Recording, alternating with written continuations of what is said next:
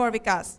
As Deputy Manager at Global Logic, Vikas is responsible for managing talent acquisition for software research and product development. Please welcome Vikas on stage. Thanks, everyone. So, I know it's the last session of the day, and everyone have their bags packed, ready to leave. And throughout the day, we have discussed a lot of things, and so I'll not take a long time, and let me come to the point. So, social media outreach. So let me take a step back and talk for a minute what outreach exactly means. Traditionally, marketers believed in if you can build creatives, which is equal to get more eyeballs. And some of the channels which they used was TV, print media, radio. So all these channels are expensive, and they were unidirectional.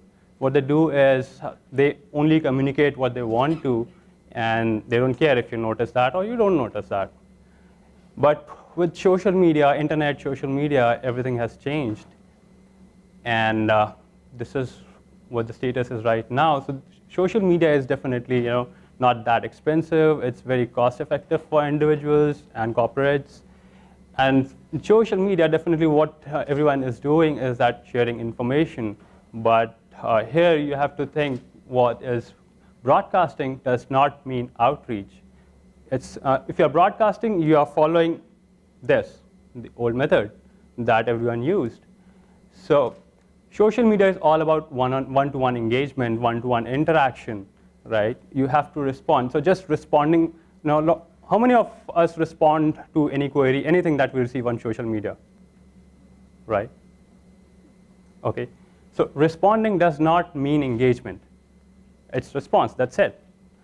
So let's say you share about 4 to 5 messages every day on XYZ social channels, and have you ever bothered to notice that who's reading that? How many clicks you are getting? How many hits you are getting? That's what engagement is. If you're just responding, you're responding. That's it. Now coming to the point, which is relevant to all of us as sources, recruiters. As soon as we get a requirement, this is what we do. Write a beautiful email with a catchy subject line and just send it. Maybe mass mailer. And we get few responses. We call them, or if they don't respond, leave a voicemail. And if still these things do not work, the third thing is we think about social media, right? We don't think that as soon as we get a requirement, let's go to social media and try all these approaches, strategies that we have heard from the morning. But this is the typical approach of a recruiter is. Now, when we start following any contact method, there's a rank order of response, and Shelley did cover this in the morning session, if you have attended that. The best and the fastest channel to give you response is going to be an SMS. I'm sure. How many of us have tried SMS? And I'm sure you would have noticed the response time of a SMS. It's the fastest, especially if you are recruiting candidates who work on niche skills, if you are recruiting senior candidates. So one size does not fit all. So it may not be this strategy for every requirement, every skill you're working. It will vary as per the seniority, position, all those things. So you have to decide which channel you want to go and attack first. I would suggest SMS followed by Messenger, maybe WhatsApp or Google Chat, and then sending an email. Followed by direct call to a cell phone. So if you have their cell phone, you are chatting with them, you're sending a message, you're sending follow it up via email. And then comes sending the messages on social media. So I would suggest the first step that you should take on social media to contact them is send a private message. I'm sure none of us like receiving a message on our Facebook wall or on our Twitter feeds that, okay, we have a job opening, are you interested? None of us like that. So you have to think about your audience rather than filling up your job first, right? And finally, if you don't get any response, you take the final step, which is posting on their public profile. But please be very careful if you're doing that. that could have negative results as well, right? And the last step, call to landline. I'm sure we don't want to try this, calling to the office landline numbers, but definitely if you get hold of their home numbers, please do try it. Now, once we are sending them messages, we all need to find where do they exist. And that's what finding social footprint is all about. And we have seen these tools and technologies covered in all the previous session. So what people search do is they search all the social channels wherever you can find them. Say people search like Skype's, Wink, people, they all will search the social channels like Facebook, Twitter, or Foursquare, and give you good results. So if you cannot find the exact profile, you will find the footprints. Now when I say footprints, I mean some information or some messages which they have shared, or maybe they have tweeted a week back and you find that tweet here. So these people search will give you that. And that's the lead you have to catch, right? Then comes the simple social sites like Facebook, Twitter, and contact management, which like Plaxo, Evernote, which Shelly just discussed about Evernote, how these contact management tools are going to bring all your contacts to one place. Maybe they are on Facebook, they are on Twitter. So what these tools will do is they will integrate it to one channel. You don't have to go to multiple channels, and you never know, you may find a lead from there. And see, we have thousands of Twitter followers, we follow thousands of them, and you may miss one of them. So why to leave contact management tools? They are very important. And finally, you have to search and search and search until you find a footprint. So when I say footprint, maybe something that will lead up to your candidates, right? Look for common friends in the network and look for a conversation starter. Maybe you share a common group, alumni network, or maybe the Facebook group, whatever. Still, if you can't find anything, create it. Who is stopping you? If you find your candidate is a member of HR group on LinkedIn, go ahead and join it, and then send him a message. The reason and the logic behind finding something common is it creates trust when you are sending that message. So here till now you're not composed your message. You're just looking for a common thing so that the person trusts you, rather than you just sending a random message that, hey, will you be interested in XYZ job? There are very high chances that the answer could be negative. No, I'm cool with my job, right? So here you are looking for passive candidates, and there are very high chances that you'll have to do a lot of convincing. But you have to start a conversation, right? Now when we talk about, so far you would have identified or got some lead to reach your candidates, but how do you send that message? Remember, this is social media. We are just not composing a random email and sending them and waiting for their response. So your first message has to be a conversation starter. That's what is the key. And when we say first message, the subject line holds the key here. Remember, 90% of the messages are decided on subject line. Now, if I get a subject line as job opening for XYZ, I said, oh no, I've just changed job, I'm not interested, forget it. I'll not even go down. The subject line is the decider here. So how do you decide that subject line? Maybe if you have got something common between which you have noticed during the footprint part, and so you can maybe construct in a way that HR group or something like that, which you find common, right? Then is the choice of words. So you remember, always remember that on social channels you have limitation of words, right? You can't write everything, and especially we are not talking about in mails or sending, generic emails. So your words will decide whether the candidate is interested or he wants to even have a conversation with you or not. Third point would be focus on finding their availability and interest rather than composing a message that, okay, I have a job opening, will you be interested? Again, it's negative. You're taking yourself towards a negative answer rather than you are making that candidate feel excited about your message. And lastly, you have to include a reason to reply. Why should they respond to you? Maybe a candidate working on, let's say, big data. He gets many messages every day. Why should he respond? There has to be a reason. You have to include a call to action. Now, what call to action is? You are writing something relevant, which will eventually provoke him to respond to you, right? Now, these are some of the templates, I wouldn't say template, but some of the ideas which every one of us can use on most of the channels. Maybe if you are sending a tweet, if you are sending a Facebook message, or whatever social channels you are contacting them. As I said, building the trust is the key to get a positive response. Maybe you can write, I just read your blog on XYZ topic at your blog, or maybe at XYZ place. So what this tells the reader is that you have taken pain to read and search him and find something common.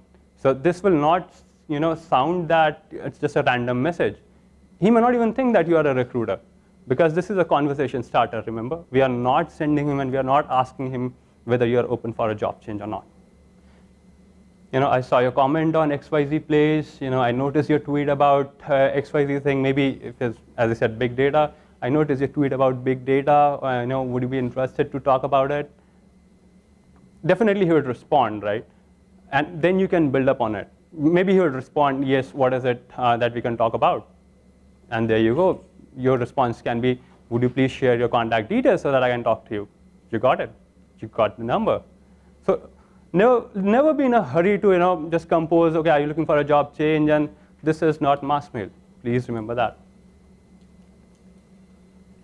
So here's a sample LinkedIn message. Now I'm sure a lot of us are trained on LinkedIn messaging, and we have had multiple training sessions.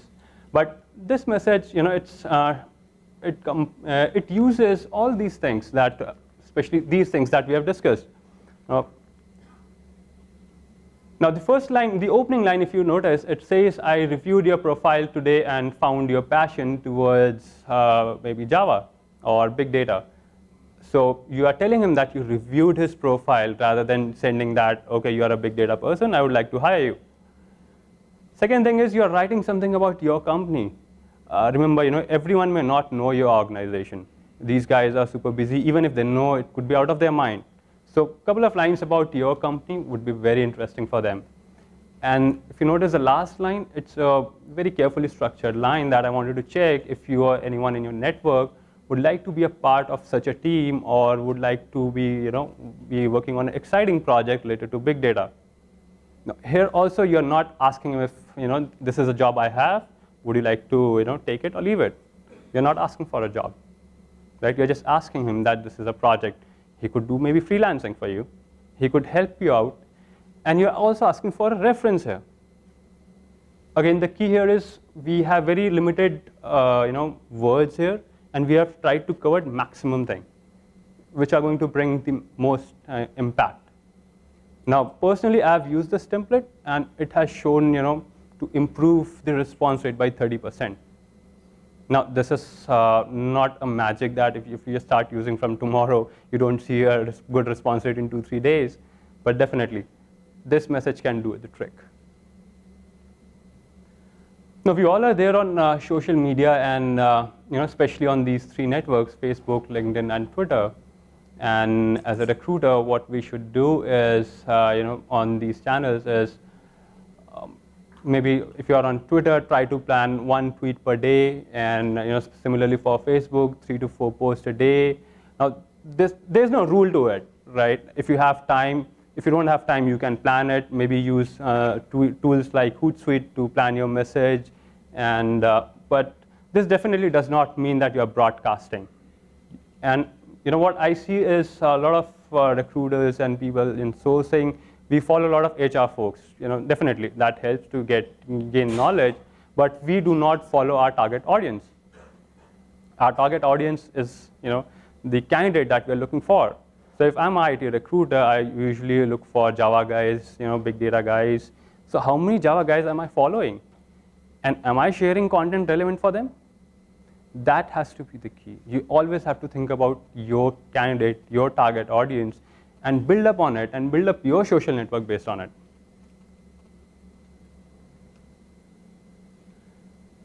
Now, this is one of the most important thing is why you would like to create a Facebook and LinkedIn group, and that group especially which you own.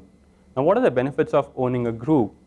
Now, one of the biggest benefit is that whenever I'm sending an invite, especially on LinkedIn, there are high chances that the person will think, oh, who is this guy? Let me not accept the request. But if you're sending a group invite, an invitation to join a group, there are very high chances that the person would accept, because it's a group. And if you have noticed, the trust building point that we discussed earlier, maybe you share a HR group, and you have a HR group or a recruiting group, or maybe a Java group that you manage, and you send him a request, you will see 90% of the time, most of the people would accept that, rather than accepting your personal request to connect on LinkedIn. Plus, you can post free jobs if you own that group, right? But as an owner of that group, you have to manage that group, you have to maintain, nurture that group, you have to share content related to that group. If you are admin of a Java group, please ensure that you are sharing relevant content with them. Your target audience, the member of those groups, are engaged. Otherwise, you will see lot of them leaving very early. So you spend a lot of time building that, but lack of content, they would just start moving on. And you can involve your team members, your employees, your current employees.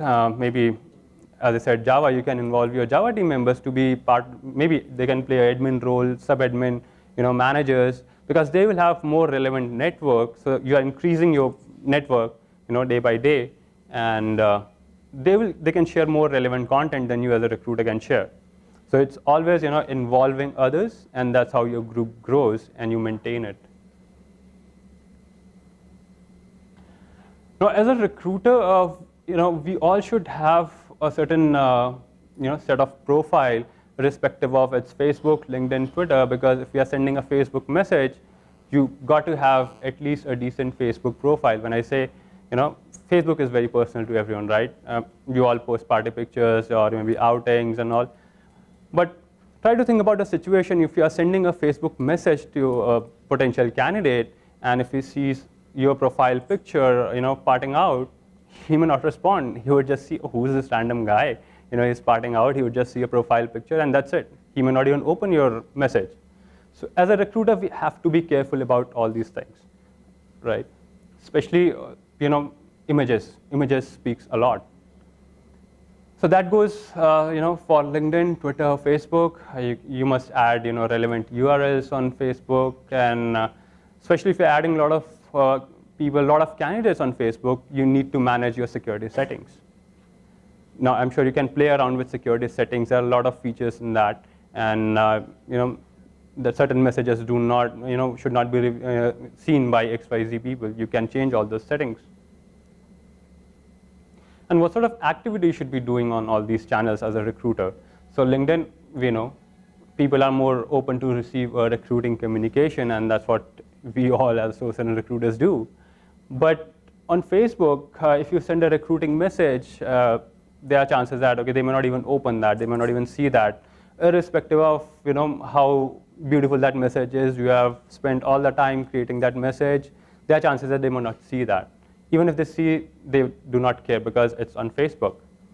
So what you can do on Facebook is you can share information about your company, about maybe XYZ skill that you're looking for, and route them to the relevant channel. Maybe route them to your Facebook page, which would have that job opening, rather than sending a job opening message.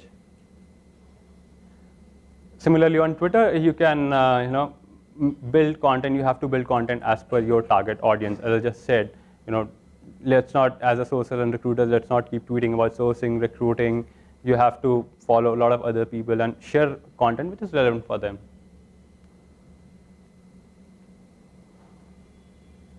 Now, how you can optimize your outreach strategy. So far, we have seen a lot of things, how to construct your message, how to construct your profile. But time and again, let's say maybe once a quarter, once in 6 months, you must revisit all these strategies to streamline it.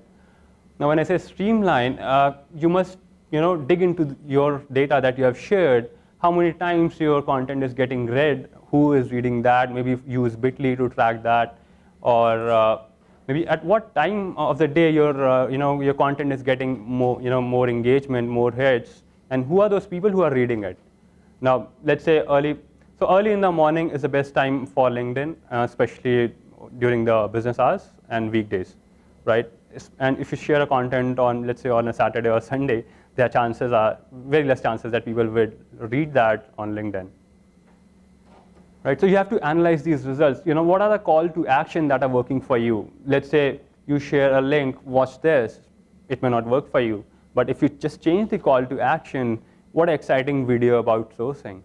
And you see, it get retweeted 2 to 3 times.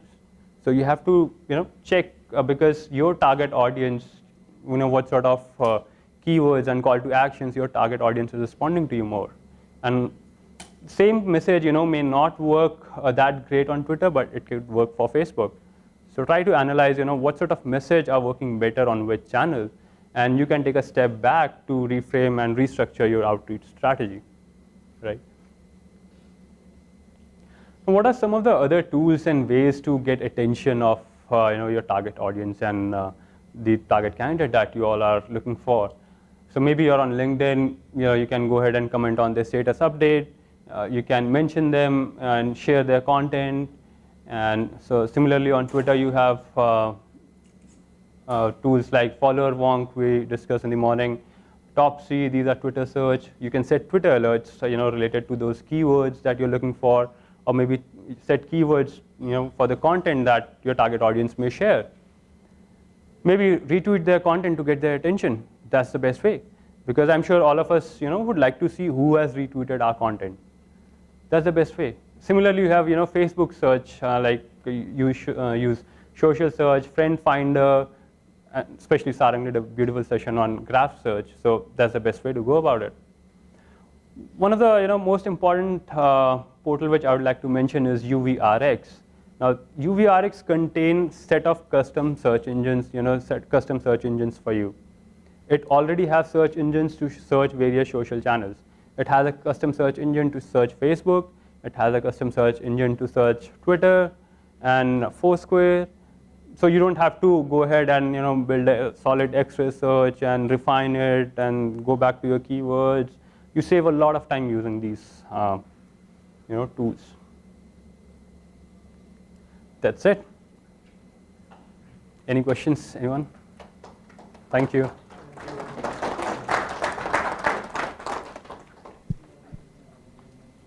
Thank you, Yogesh. Thank you, Vikas, for that wonderful talk. With the end of this talk, we close the 2014 edition of Recruitment and Sourcing Summit. Thank you, everybody, for being there, and we hope you all have had a productive time at this year's conference. We look forward to your feedback. Thank you once again. Have a great evening.